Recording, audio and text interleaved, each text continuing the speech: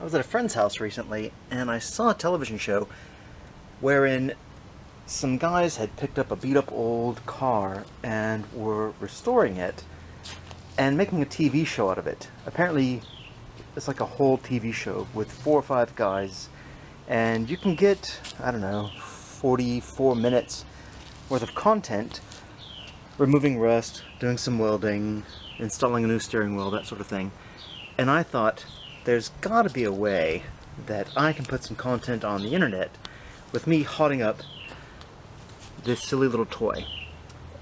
This is a, gosh, I don't know the brand, and I'm not going to slam the brand because, frankly, I'm not impressed by the quality of this silly little car, and I'll show you why as I go along. But I'm going to hot rod this silly thing and then show you the difference, maybe with some before and after. The first step is to take off the saddle, because that's where all of the internal components are located.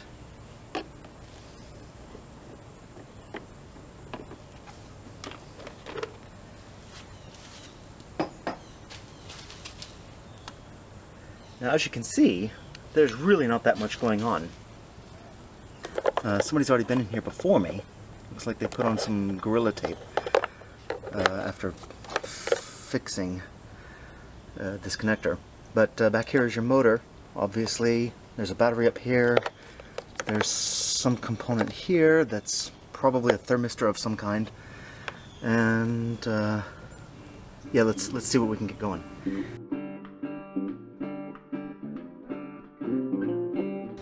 So it looks like we've got a 6-volt 2 amp hour battery, and I've already been on eBay and gotten a new replacement battery. Here it is.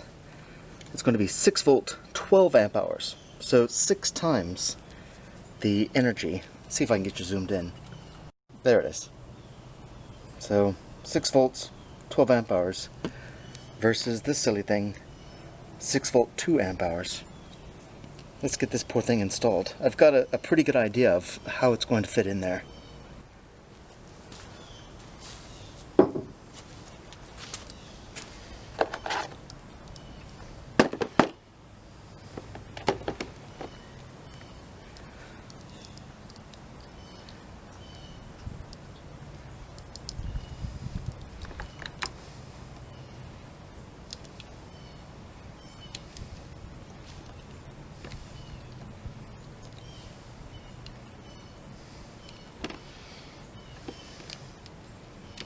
Nice.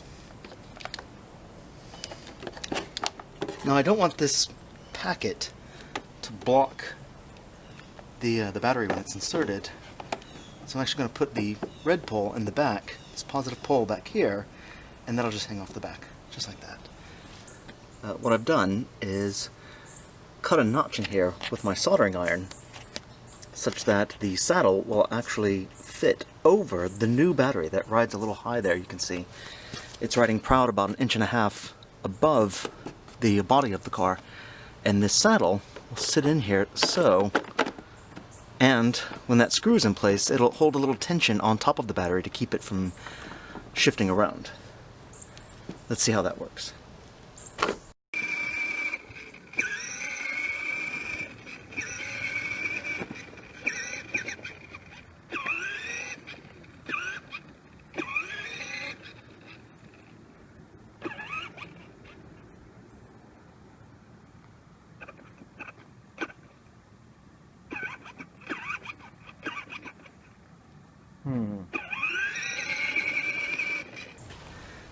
Alright, so I'm having an issue wherein this thing dies after about 2 minutes of operation, but comes back to life after 10 or 15 seconds, but then will only operate again for some seconds more.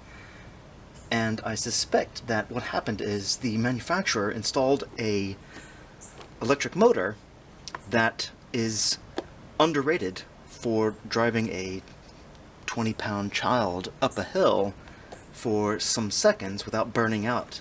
And rather than upgrade the motor, which you can see is going to be incredibly tiny. There's this tiny little motor box, and then there's this gearbox on the side that reduces the rotations from the motor down to this wheel. I don't know, I'm guessing around 50 to 1. But instead of putting in a motor that was rated well enough or high enough quality to push a child up a hill, they put in this thermistor. I'm guessing that's what it is. I'll research this and get back to you. So sure enough, this is an L300, and thanks Internet for helping me out on this. An L300 inverse temperature coefficient thermistor. Please forgive all the birds chirping back there. They don't know that I'm recording. So what this does is it heats up and then drops the voltage at an inverse rate of the temperature. So I'll show you here in a second what I mean by that. I'm going to artificially create some load on the circuit by running the thing while pushing the wheel into the dirt, and of course causing it to draw more current through this circuit and heat this up. At least that's my plan. If what I think is true, then this will get very hot and then drop the voltage. So let me get my multimeter. Alright everybody, I've got my voltmeter there in the system. It's currently reading 6.31, and that's measuring the current, the voltage, as it flows from the battery through that thermistor and then back down to the battery. And what I'm going to do is apply some load, and you'll see a voltage drop right away because that happens anytime you apply load to a circuit. But the voltage, I think, is going to drop a lot more once that thermistor heats up. So that's what I'm going to test. Let's see if that's what's causing the problem.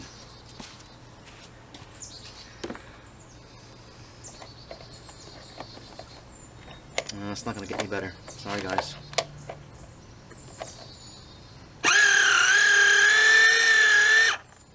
Oh, loose connection. Sorry. There we go.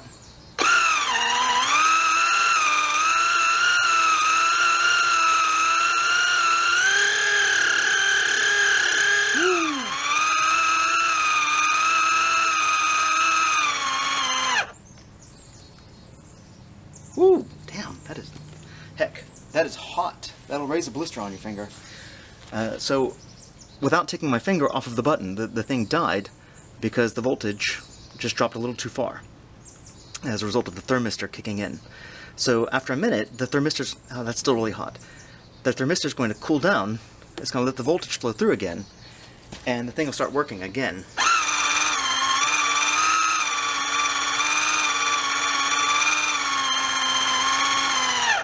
And you can see the voltage drops down to 0.25 volts, which isn't nearly enough to drive the wheel. And then as soon as I take the load off again, the thing starts to cool, and the voltage jumps back up over 6. Well, let me see if I can find a heatsink. Alright, so I went to the office and picked up this Keen binder clip.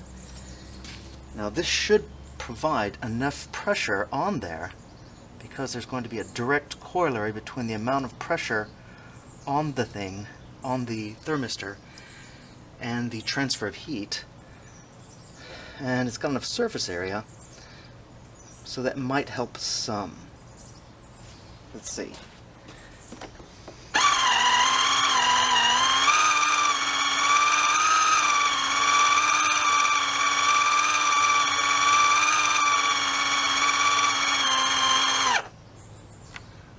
That didn't help much. Alright, let me figure this out. I've got an idea.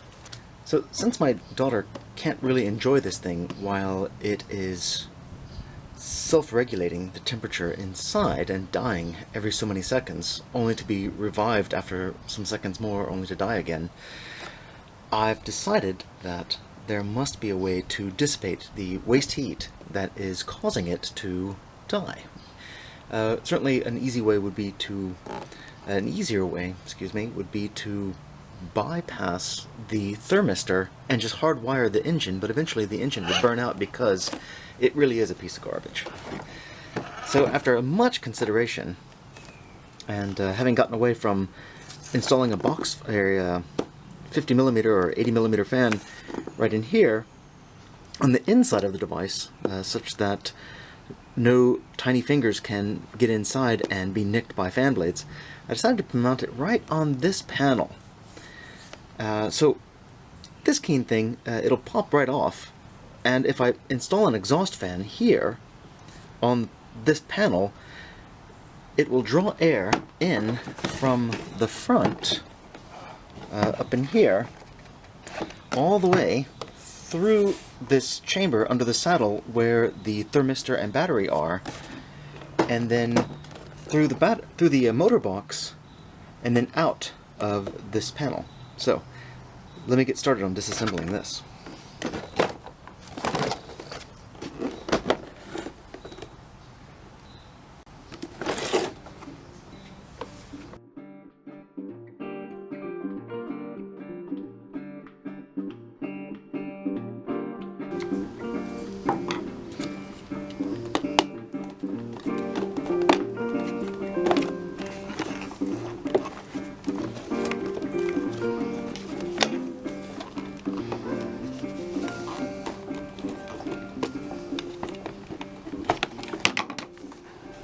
There we go. It's a little cumbersome to get open, but once open you can see there's the silly little battery, just a child's toy. And then this reduction gearbox down to this single wheel.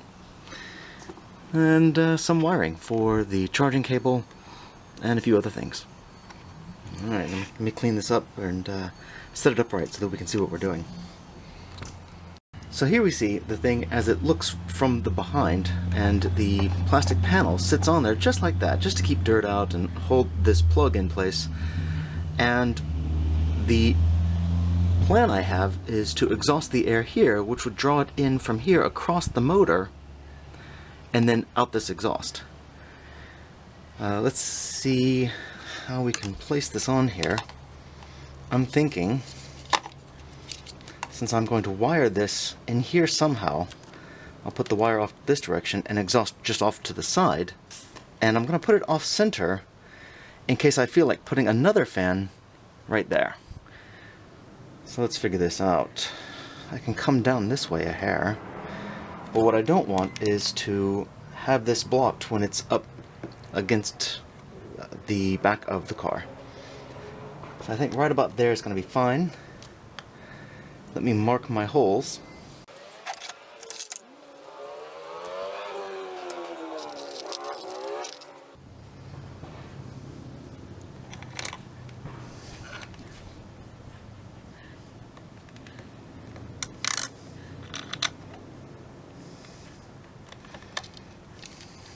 Yeah. Right. I don't know if you can see these on camera, but I've used a screw as an awl in order to mark two holes that I want to drill. But I'm not going to drill, I'm going to melt them through with the soldering iron.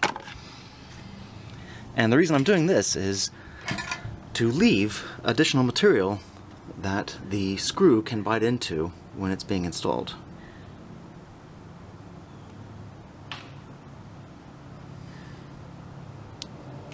There we go.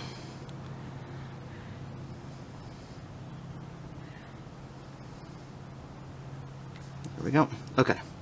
The drill will actually remove material, whereas the soldering iron melts it and leaves behind additional material for the threads of the screw to grab onto. Now I have to eliminate a circle in here for the exhaust of the fan. Let's do that next. So I found a bit that is just a hair smaller than the hole underneath this poor fan. But what I'm noticing is that there is a stabilizing ridge that runs right through the middle of where I want to put the hole. So my bit can be adjusted such that the drill bit doesn't go through all the way, and with a little effort I can salvage that stabilizing rib that goes through there and hopefully not diminish so much the structural capacity of this plastic panel, which I think doesn't have much significance anyway. I think it's moot if I break out that plastic panel, but I'm going to see if I can save it.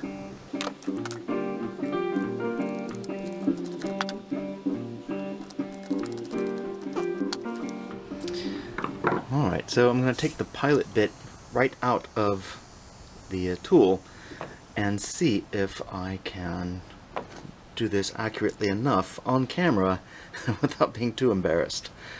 Let's see. I think what I might consider is just drilling a series of smaller holes in the area where the bottom of this fan might go. Let me think about that for a minute. Nah.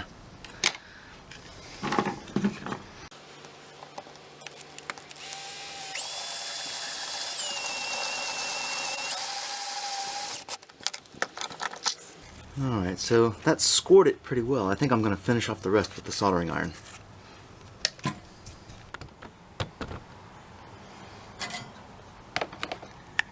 So I'm really glad that I didn't drill all the way through with that hole saw, because there's a standoff right there and it would have gone right through it. So I'm going to go around that as best I can and then get as much on this side as I can in order to ensure that I get as many cubic feet per minute passing through that fan as possible.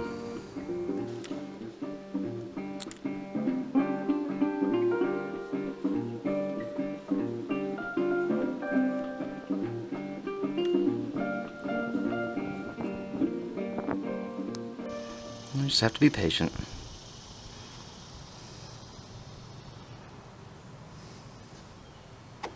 And it helps if you're outside when you're doing this, because you really don't want to inhale this stuff.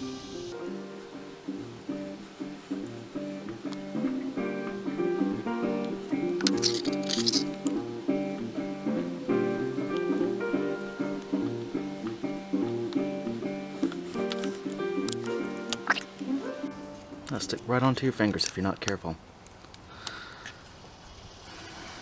Alright, there's one side. And I'm going to steer clear, way clear, of this standoff to make sure that I don't diminish its structural integrity too much.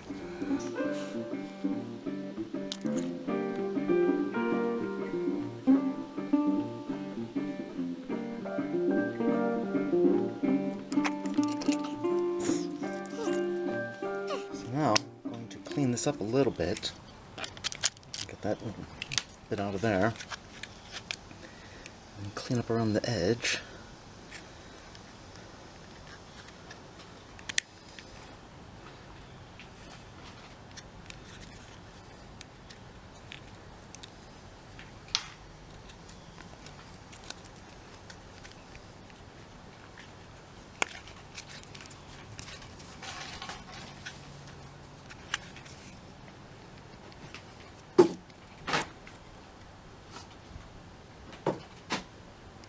And there we have it. I think that's going to be just fine.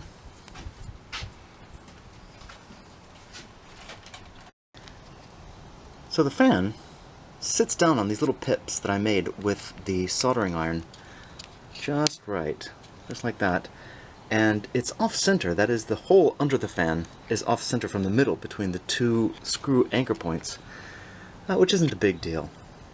And as you can see, it's not perfect. There's still a lot of cutting I could do in order to allow more air to flow into this fan. But because I'm running a 12-volt fan, it's 6 volts, I hardly think that the hole in the bottom here is going to be the bottleneck for any flow. With that said, I also don't want to increase the hole anymore because it would destabilize this anchor point, and the thing's already soft enough as it is. So let's get to running this wire, which I will run in parallel with the motor. So I think what I'm going to do is line up the fan on these little pips and then drill a hole right there that will allow the wire to slip through into the engine bay. Let's see if I can stop before I drill through my finger.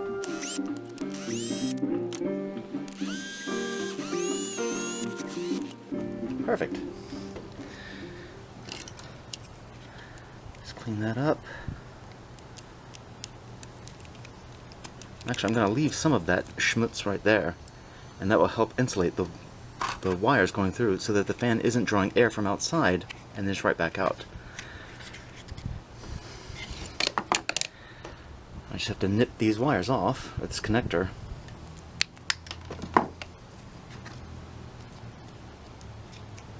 Feed the wires through.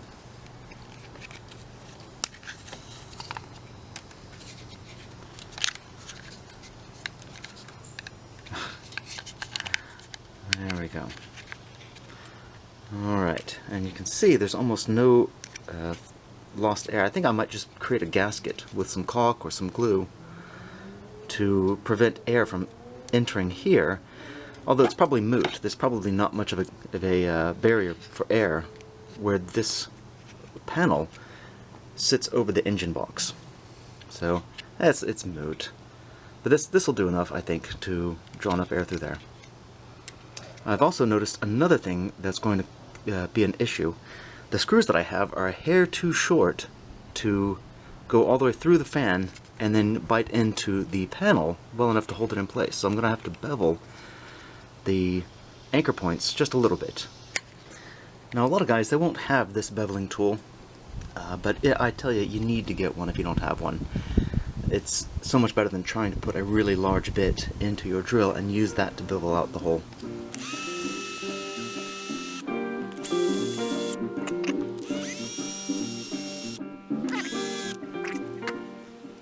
Clean it up a little, and let's see if the screw fits.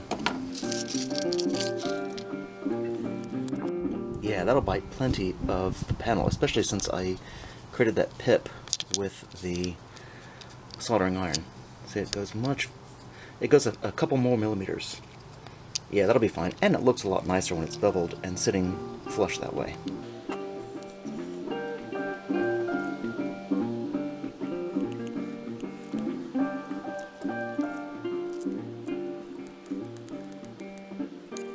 Perfect. That is just fine. Alright, so the air is going to be exhausted from here. This wire will go to the motor. Let's do that part next. Let's see how this motor is wired up. I suspect that it's soldered and then there's some heat shrink on here, but I just want to see for myself if that's really the case.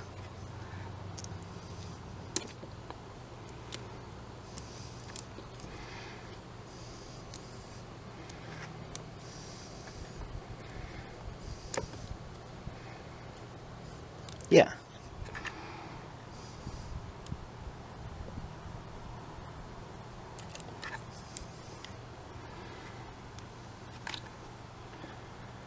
Now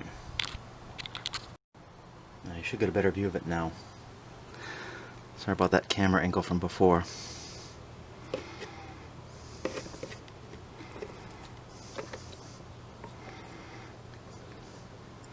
Alright, and they didn't do too bad of a job soldering it, so that's where I'm going to tie in. I'm just going to solder the fan right to there.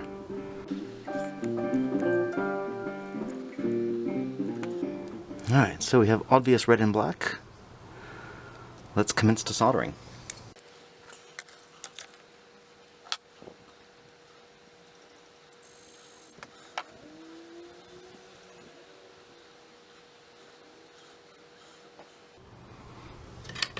I guess it helps to turn on my soldering iron.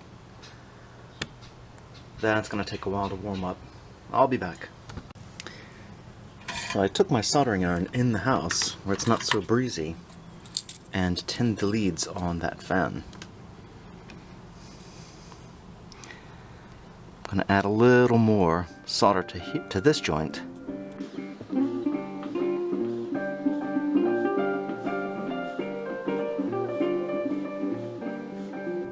Wow, whatever solder the manufacturer used has an incredibly high melting point. because there's a bead of my solder just resting on top of their solder, and it's not melting. Alright, it's just starting to mix in, starting to blend in with their solder. Wow.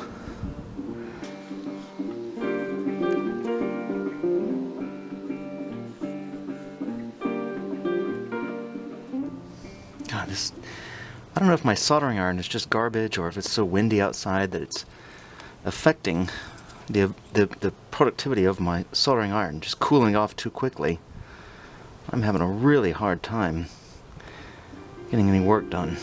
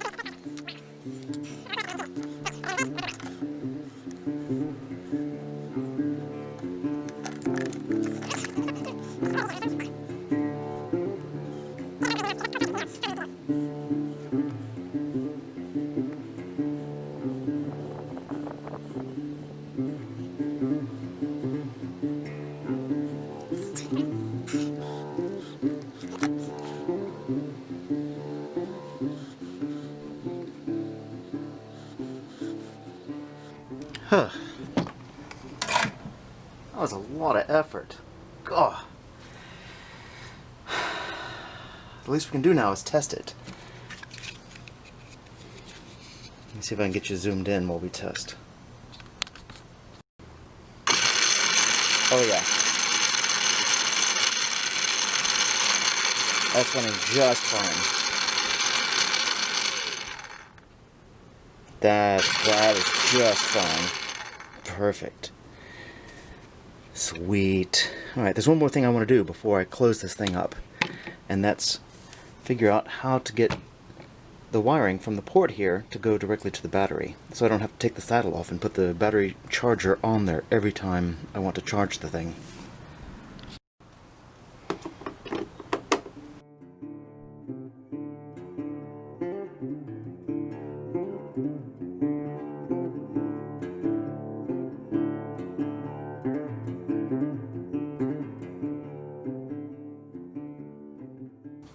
Okay, so ground goes directly to the battery.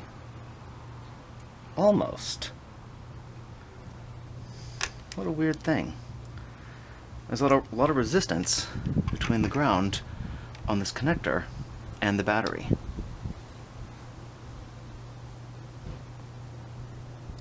Strange. Well, now that I have a new battery and I'm using this Keen charger, let me pull that in front of the camera. Yeah.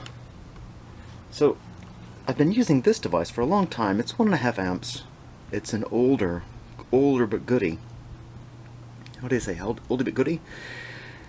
And it runs at 1.5 amps, and it auto detects if you're charging a 12 or 6 volt battery. So, pretty clever stuff. This is what I've been using to charge this battery. And I have to take the saddle off every time, but it's not that big of a deal. I think I'm just going to leave that alone for now and proceed with the testing.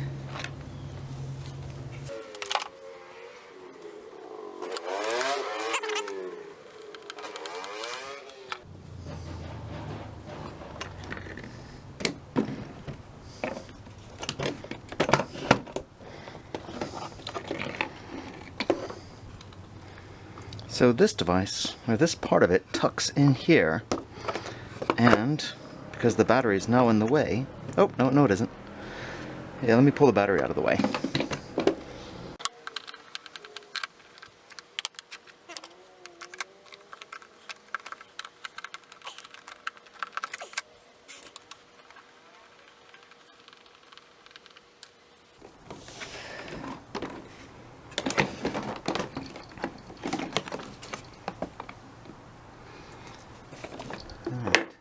So, I'm going to fling this out of the way.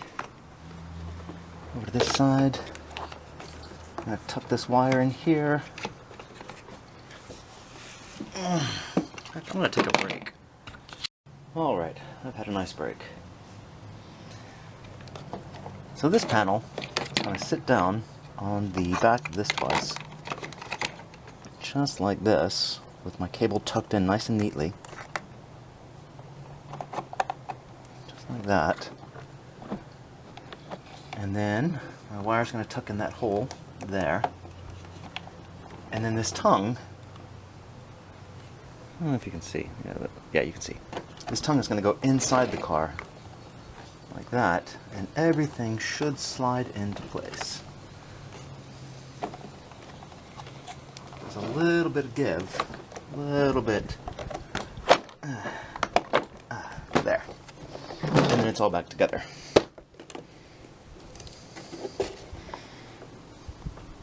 Alright, and then we have our handful of screws. There are two big ones that go in the front.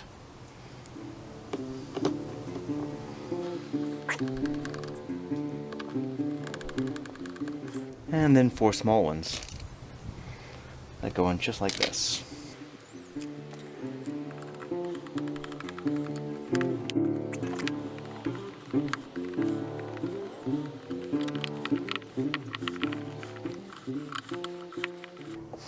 These are a little cumbersome to get in, but with a little effort, they'll go right in. Or they should. This one's obviously not in.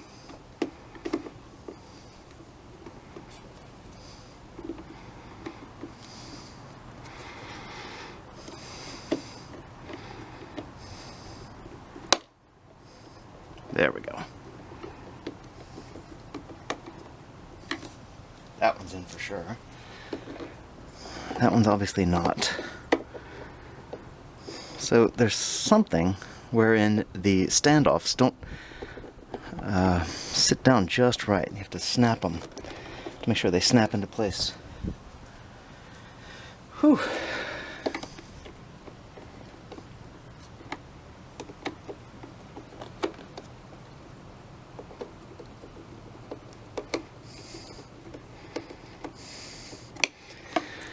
Yeah, if you look down in there, you can see it's going in at an angle. Let me figure this out off camera.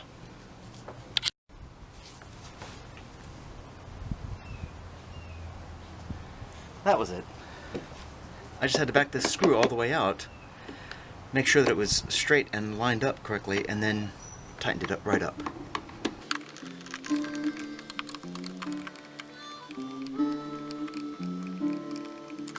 Alright.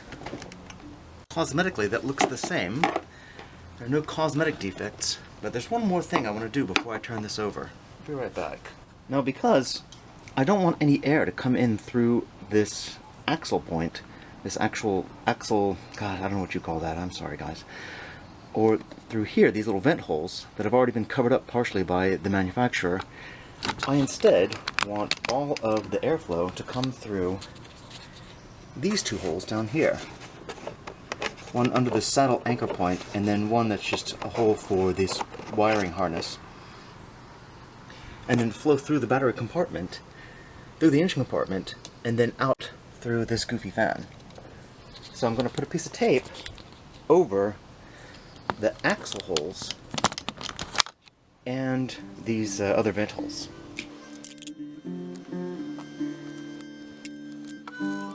This plastic is very slick. This isn't high-density polyethylene. It's something like PETE. But it seems to be holding this piece of tape. Let's see how this works. There's one. And two. Alright, so if I've done this correctly, then all of the air will flow through that battery compartment where I've got a heatsink on the thermistor and keep the whole system nice and cool. Let's give it a try. Alright, well, to a good start so far. And let's keep little motor.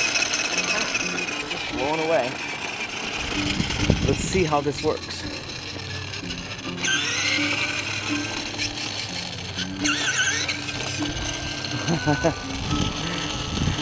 Ah, yes, the joy of teaching a 2-year-old how to steer. She's gotten it down pat. Alright, I'm gonna give it a couple of minutes to warm up and see how this works.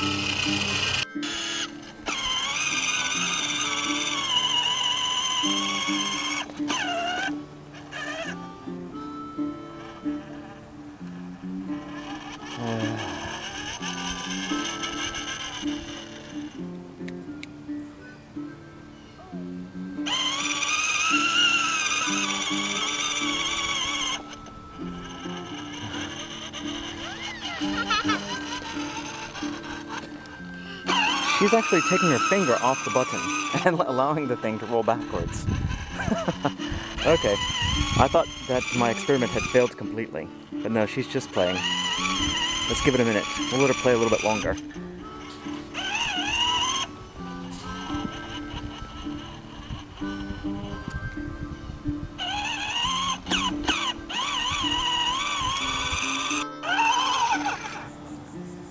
Yeah, she's not playing with the button. She's holding it down, but then nothing happens.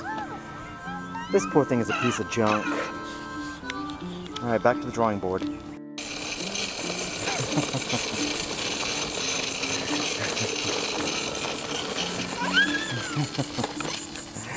She found a way to make it fun.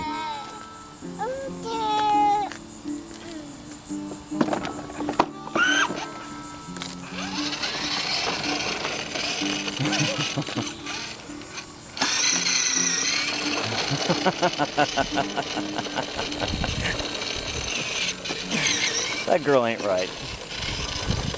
Well, that last run was every bit the failure.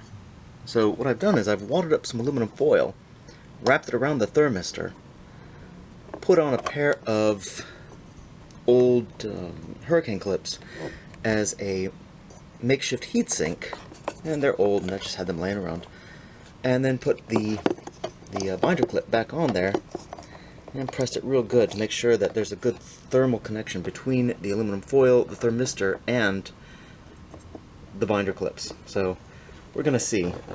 We're gonna take this out on the road for a test and see how this works. I had to slide the battery forward just a hair to make it all fit with the saddle in place, but it should be just fine. So I'm really excited with the last run because it didn't choke nearly so much. It took about 15 minutes before these steel plates began to heat up and hold enough heat to allow the thermistor to start choking the tiny little motor that's underrated and this thermistor is meant to protect. The airflow from the single fan was coaxing enough air through this chamber and then down that hole and across the motor and keeping the motor cool so the motor didn't burn out. Pretty excited by that. This is just a silly little toy, and if I burn it up, then it's just going to be a bigger project. Before I install another fan, because that's the plan, to keep these plates from overheating and the motor from overheating, just more air, I'm going to install this special plug that works perfectly with my 6-volt Schumacher charger. So yeah, let's see if I can get that going. This is actually going to work out well because this short red wire isn't long enough to keep the thermistor in place. You see how it's trying to ride up there. And what I noticed when I opened this up again is this had shifted around a little bit underneath this binder such that it wasn't quite holding it in place perfectly. So one of the great things I'm going to do now is put this in line with the battery and the battery charger. In order to make this work, I have to shave down this spade connector to fit about the same width as this connector, because this connector in here is just a hair tight. It's a different ratified standard, and you can see when I hold these next to each other they're not the same size. So let's see if I can get that done.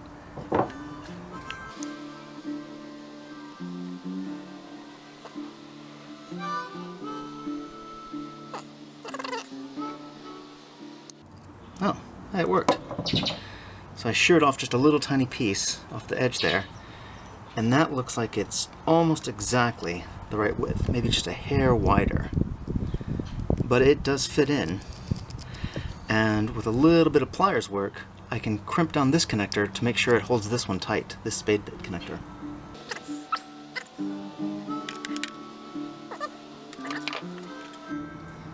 And this black wire is really needs a little slack too, so I'm going to fix that one as well. Fix both of these.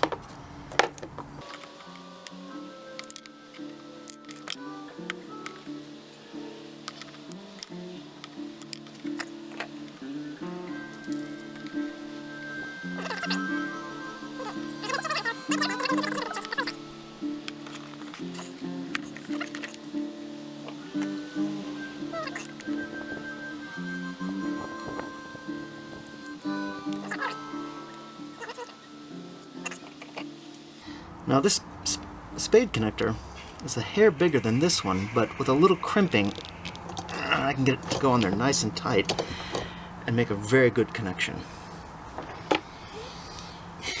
Another thing I should raise is that I made sure that this connector can fit through this hole with the saddle on, but I can fit this through the hole after I'm done working on this without having to cut anything. Just a little forethought.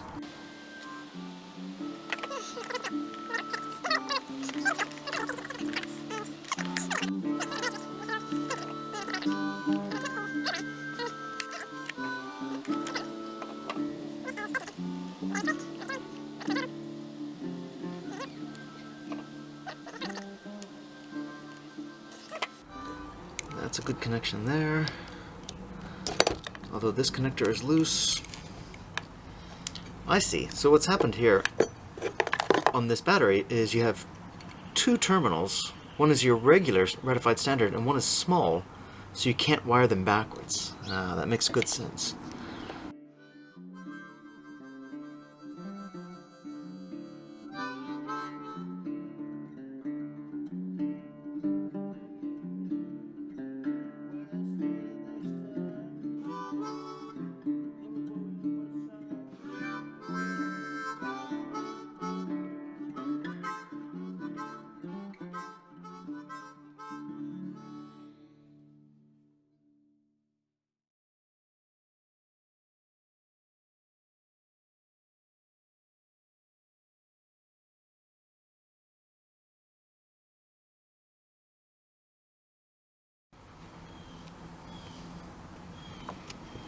There we go. Alright, seems to work. Now the last piece, normally I would disapprove. Boy, I really don't like that connector. Somehow, I've lost so much of this wire. I'm just going to put this on again.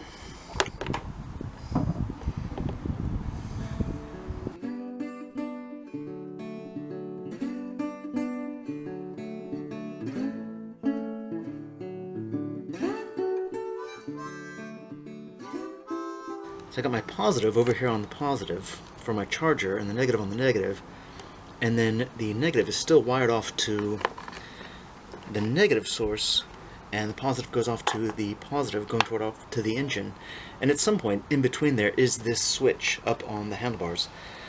So now I can feed this through that open slot, but I'm going to put a figure 8 knot in here first. And normally I would oppose tying a knot into an electric cord, but this is going to be about the only way I can guarantee that the cord will not slip out through this hole. Because at some point I'm going to want to charge this,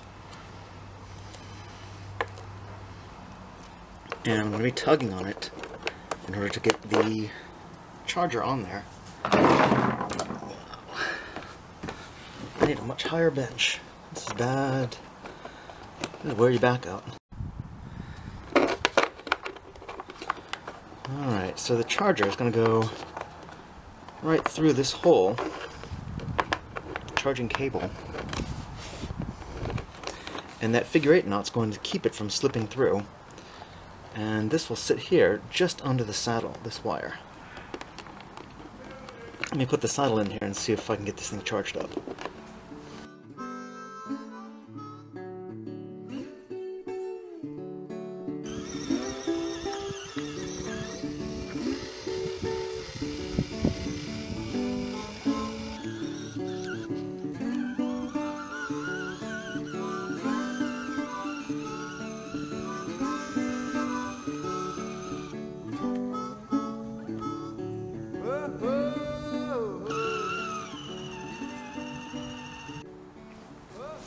So I took a moment and installed a second fan for double the airflow through there because, again, it was still heating up.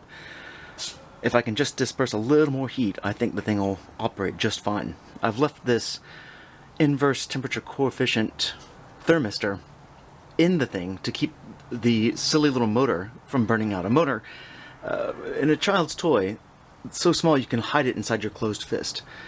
Just a silly little thing. But if I can keep the air flowing over it and keep it cool, it won't burn out. At least that's my hope.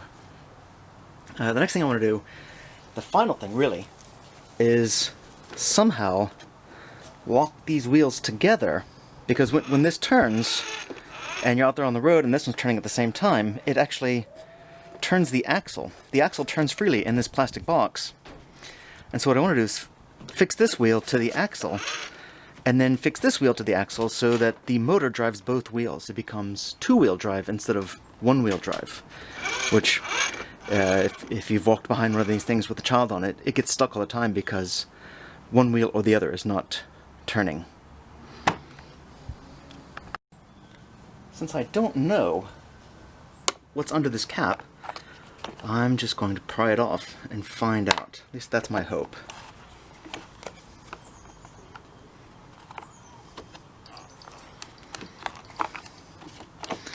Alright, so there's a bolt that goes on. Let's see if I can get that off. Neat. I'll go grab some wrenches. So this nut is 17 millimeters. Who knew it would be metric?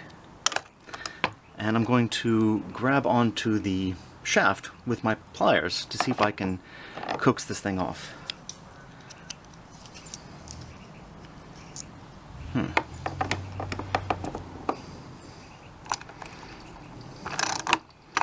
It feels like it's sliding right off.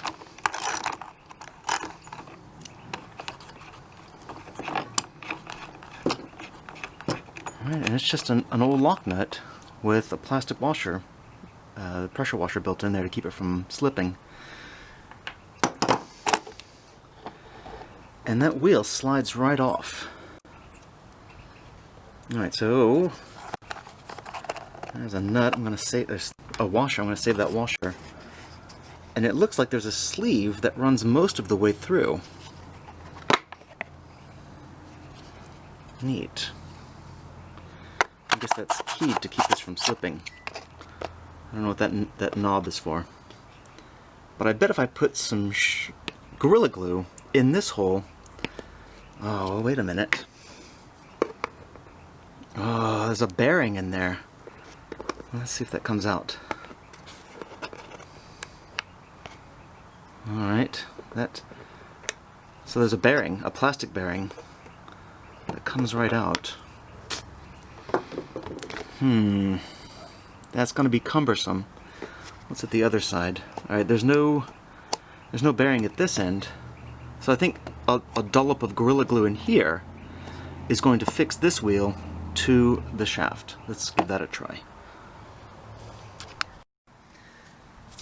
So it looks like there's only about 1.5 inches of actual contact between the wheel and the shaft. So I think what I'm going to end up doing is just putting a little blob of glue on the shaft and then sliding the wheel down onto it. Now this is just a little dabble do ya situation. Just like that. Just about like that, maybe a little higher. Up here too. And down here. Cool. Now I'm going to see if I can run the motor while I slide the tire down on there. This hex honeycomb pattern fits inside this one, and this is the part that drives the wheel and not the shaft. But what's going to happen is this will drive the wheel, and then the wheel itself will drive the shaft. Let's give it a try. That is a loose fit.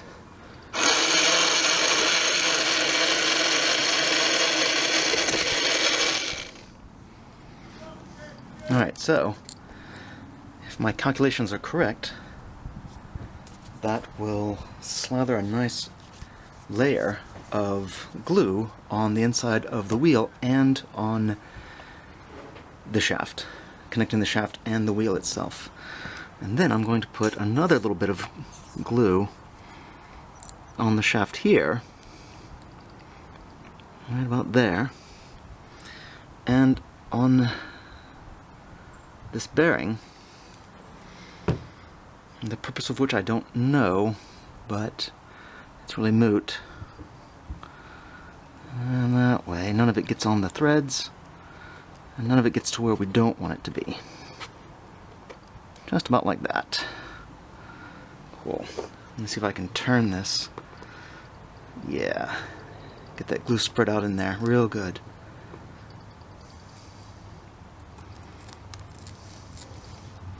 Cool.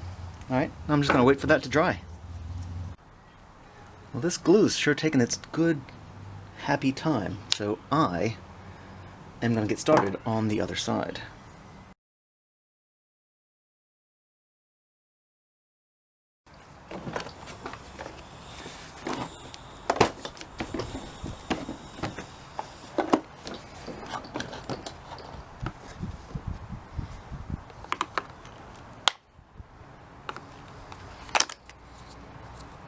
Oh, look at that.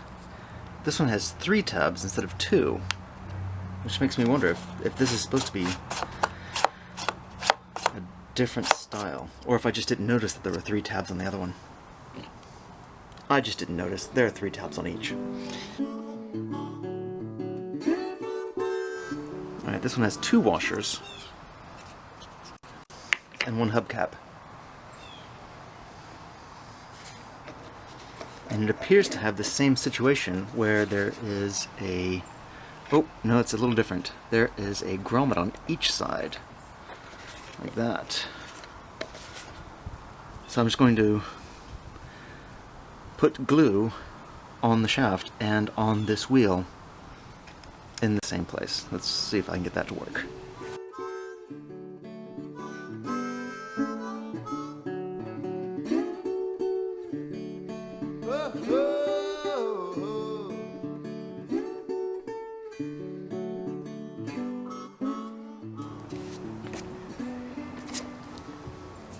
Alright, that will ensure that the glue is spread around well, spinning it thusly.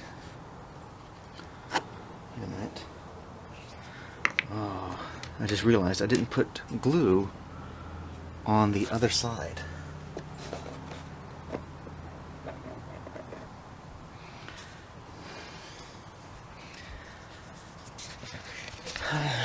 Just a little dollop in here.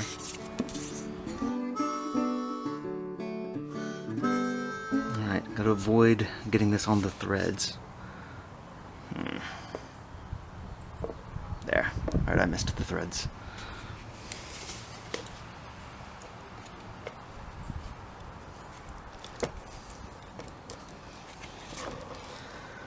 Alright. That should be all it takes.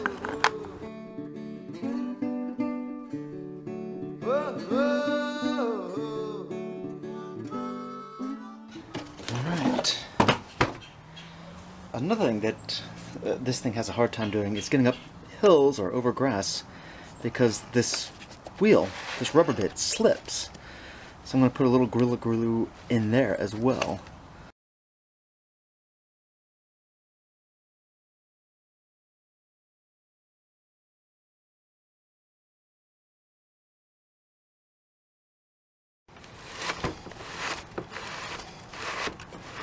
Alright, I'm just getting that glue smeared around in there real good. Alright, so this feels like high-density polyethylene, and this is some sort of dense rubber, but I believe that the Gorilla Glue will hold them tight. I'll get the other wheel offline. So the next morning I got up, and this drive wheel was still spinning freely, and what I figured out was that this drive sprocket, the hole there is a bit too big to make any sort of meaningful connection to the shaft. And there's still this internal bearing on the inside, and of course you have the 4 bits on the wheel, these nubs on the wheel that line up with the drive sprocket. But yeah, this bearing here was still spinning freely, and for the most part this external bearing was spinning freely as well. So I'm going to fix that.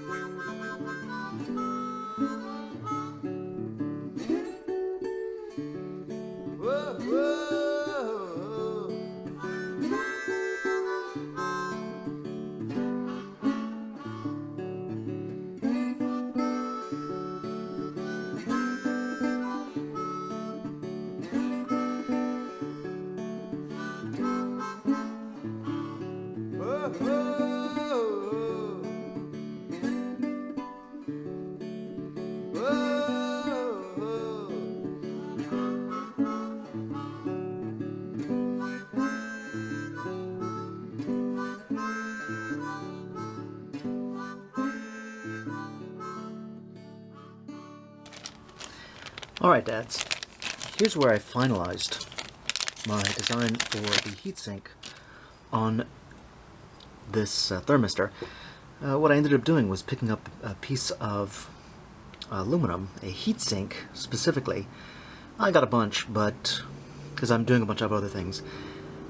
But this seemed to be the perfect size, and if I tore out the small binder clip and this one hurricane clip, then I could replace it with a bigger binder clip and one of these heat sinks. So you can see in there, my blob of aluminum foil is still there.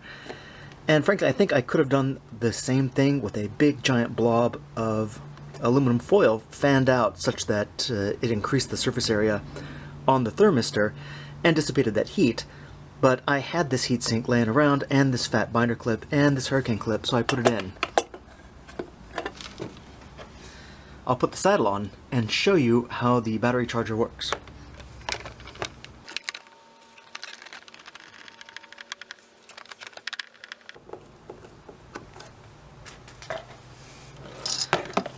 Alright, so, super keen. The lighting. It's really hard to see, but you can see how the last light is pulsing very slowly.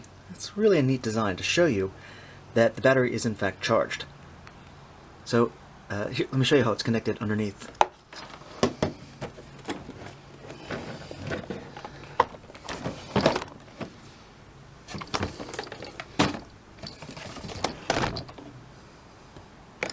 Nothing too particularly fancy. Oh, gotta make sure you get the right one. And it comes with this great cover to keep dirt and water out. And just like that, the thing is now fully charged.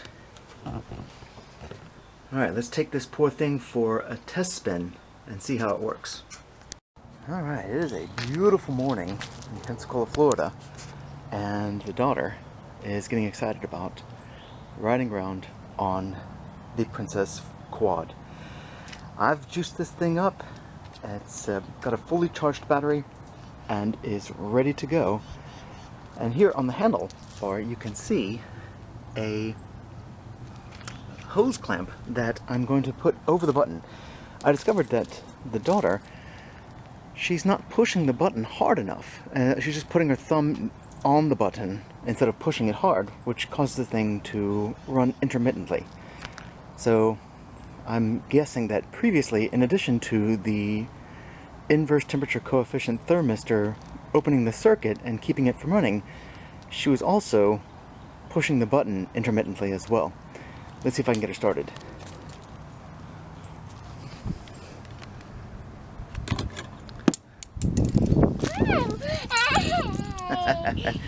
Yeah, I get it.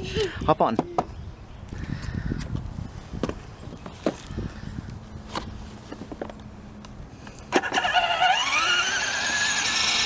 All right. She doesn't seem to mind this. And we got a pretty good hill here, so we're off to a good start.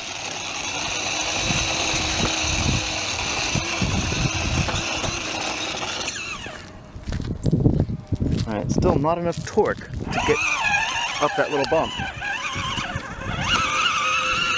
But the battery and the heat sinks on the thermistor and the fans do nothing to increase the torque from that tiny little motor.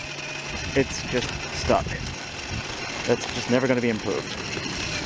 Alright, so I'm going to finalize this video, hopefully with her riding down this end of the hill, and then riding all the way up the other end of the hill, uninterrupted.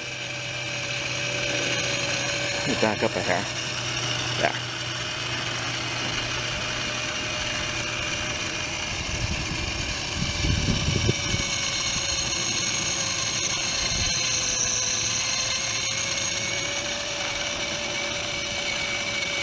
So it took, in addition to the Gorilla Glue that I put into the bearings for the wheels, a lot of super glue in order to seize the two back wheels together such that the thing is now two-wheel drive instead of one-wheel drive. Alright, so here we're at the bottom of the hill and it's gradually increasing. You can hear the pitch of the motor. That whine is slowing down. Going a little slower now. So there's a lot of load on the circuit, but because the heatsink is on that thermistor, it's not opening, it's not overheating. Plus the fans are pulling air through the chassis across that silly little motor and keeping the whole system nice and cool. Yeah, by now in the past it would have died, and she'd be there pushing on the button trying to figure out why it wouldn't work. Yeah, it's definitely working a lot better.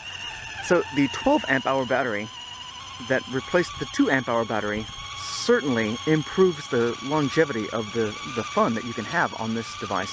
Previously it would run for some minutes, you'd have some minutes of runtime, but now it seems like it goes for over an hour before the thing dies. Which is great if you're a dad and you're following your daughter around and the thing dies, you have to pick it up and carry it back home. So far, thing still hasn't died. Pretty excited.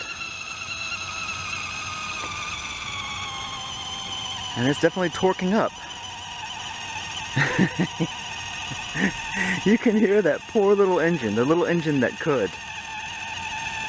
That thing's small enough to fit in a closed fist.